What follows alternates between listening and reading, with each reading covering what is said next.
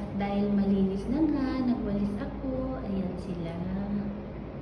Ito lang kagandahan dito sa basement kasi medyo malamig siya. Eh ngayon, napakainit pa naman. Ito yung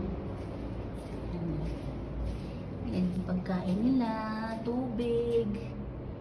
Tapos, ayan yung cartoon, bahay-bahay. Taihan, kalilinis ko lang.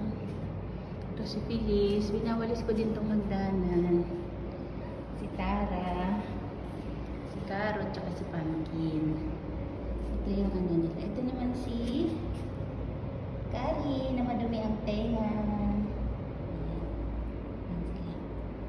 Uy, sasang pogi ng aking tuxedo. Ah, nangaaway pa oh.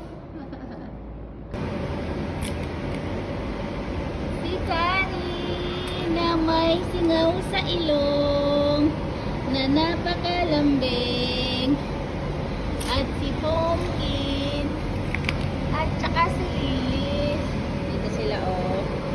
Masarap kasi dito, malabig pa yung hangin. Tapos may mga ibon dyan. Dumi-dumi kasi naglalagas kasi siya eh. Kasi summer na eh.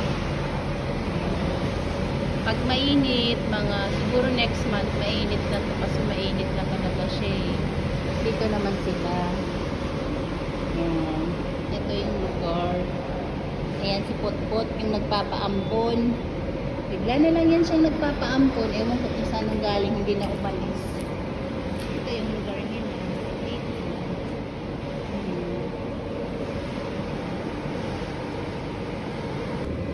Talaga yung pinakamalambing si Carrie. Ewan ko ba. Ayun o. Ayan, lumapit ng isang Bordagol. Ito din, malambing din ito. Pero ito talaga yung sunod ng sunod sa akin. Gusto ng belly rub. Ah, away na sila. Siga tong isa eh. Oh, dati hindi yan siga. After makapon, naging siga na. Uy. Naging bordag na daw kasi siya. Pag nababurn ng aaway, inaaway niya si Ate Tara. Ah, Pumpkin. Oh. Laro ng laro to. Wala nang betlog oh.